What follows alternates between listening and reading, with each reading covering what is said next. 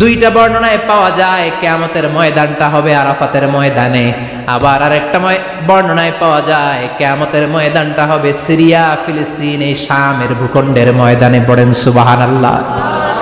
সাইয়েদনা ঈসা আলাইহিস সালাম দাজ্জালকে হত্যা করার জন্য বাংলাদেশে নামবে না, দাজ্জালকে হত্যা করার জন্য সৌদি আরবেও নামবে না, মিশরেও নামবে না, ইরাকেও নামবে না, লেবাননেও নামবে না, আলজেরিয়াতেও নামবে না, তিউনিসিয়াতেও নামবে না, মরক্কোতেও নামবে না।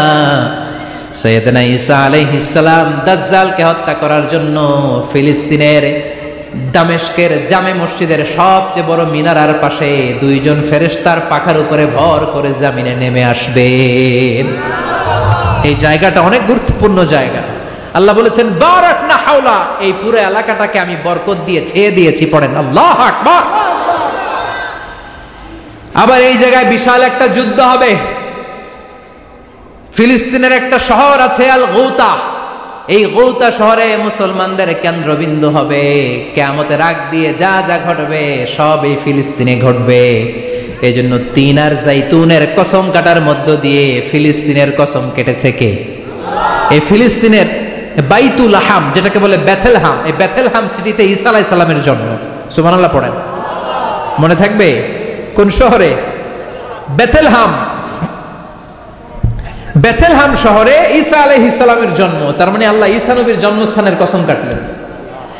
এরপর আল্লাহ বললেন ওয়াতুরে সিনিন, তুর পাহাড়ের কসম, সিনাই পর্বতের কসম। তুর পাহাড় হলো মিশরে, মিশর হলো মূসা আলাইহিস সালামের জন্মস্থান।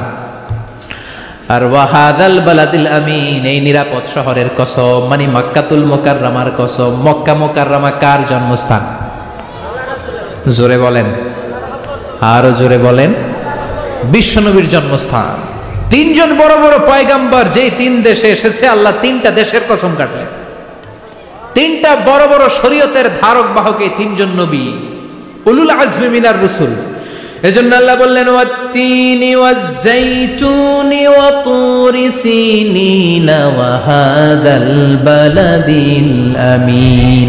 তিন আর জাইতুনের কসম, মানে ফিলিস্তিনের কসম।